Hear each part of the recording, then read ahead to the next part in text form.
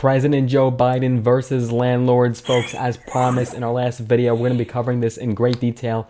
The president is finally putting his foot down and trying to battle high rent costs. So we're going to be covering this and everything that you need to know in today's video. Let's get started and dive right in. Biden visited the battleground state of Nevada this week and took aim at corporate landlords who the White House claims are in fact keeping rents artificially high even as overall inflation has eased. He said, quote, "My administration is cracking down on big corporations who break antitrust laws by price fixing to keep the rents up." He said this in Vegas. He wanted to say landlords should be competing to give folks the best deal, not conspiring to charge them more.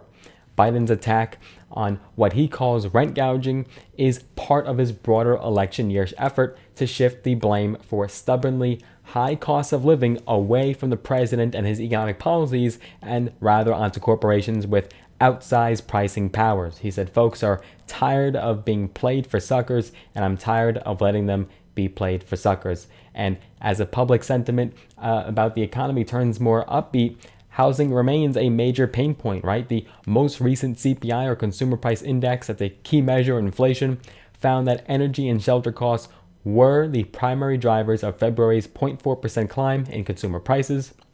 Now, the cost of housing was the second most important economic issue for respondents in a recent Financial Times Michigan Roth survey of over 1,000 registered voters, behind only inflation at large. So as a result, housing is emerging as a primary front on Biden's war against corporate pricing power, one in which he has also gone after high drug and food prices. He also doubled down on the housing provisions in his 2025 budget proposal and then called on Congress to pass legislation to lower housing costs. Now, Biden won Nevada in 2020. Recent polls do show him trailing the presumptive Republican nominee, Donald Trump, in the Silver State. According to a senior administration official in Biden's cabinet, he said that this is a president who is consistently willing to take on powerful interests to reduce costs for families, and that the housing agenda is just one more example. Now, last week, the NAR, or National Association of Realtors, just announced a $418 million settlement to resolve antitrust lawsuits brought by home sellers who claim that the industry's longstanding commission structure amounted to collusion between the NAR and its member brokerages. And in a statement, the trade group denied any wrongdoing. Now, the National Association of Realtors is a major step in increasing competition.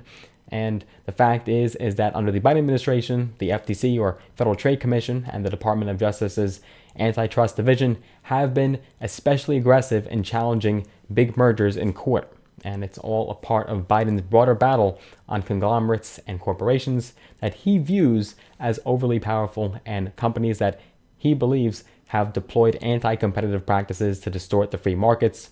Biden's quest, though, to restore what he calls a fair, open, and competitive marketplace has become a cornerstone of his economic platform. And that often means that he's trying to convince these voters that giant companies are responsible for the average American's financial pains rather than his policies. And that's a debate to be had, right? You know, Biden could easily shift the blame towards the corporations, but everyone then points the finger at the president saying, well, do something about it. So the Financial Times poll also suggested that Biden's efforts may have started to pay off. See, the share of respondents who said that large corporations are taking advantage of inflation deserve part of the blame for price increases, and that climbed 9% from November to March, reaching 63%. So it does look like Biden's efforts are working as far as convincing voters that he's not the problem, right, but rather corporations and the big powerful companies are. But at the end of the day, the buck stops here, right? The president does have to do something to try to take on these corporations, and that's what it looks like he's trying to do. Now, will Biden's policies affect both corporations as well as mom and pop landlords, the small landlords that maybe are just renting out a unit in their house? I don't know. We don't have any concrete example yet of what Biden has put forth as far as taking on these landlords and big corporations. So we don't know exactly how this is going to play out and who is going to be affected.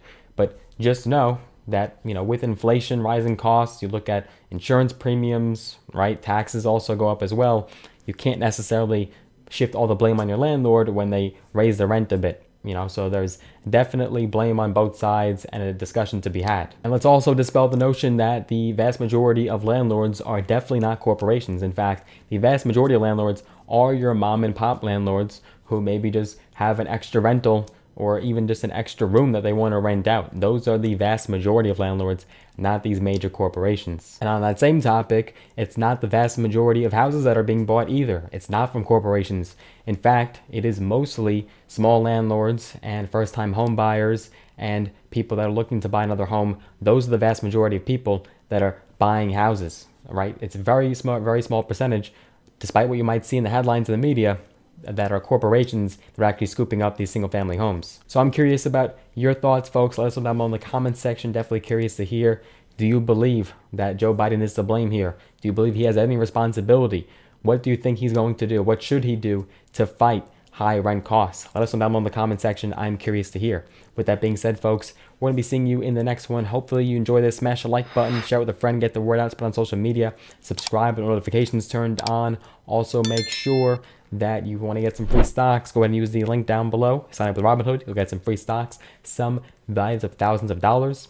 And also, folks, if you want to use my link down below and get safe and secure online today, sign up with today's video sponsor, Aura. Thank you so much. I look forward to seeing you in the next one.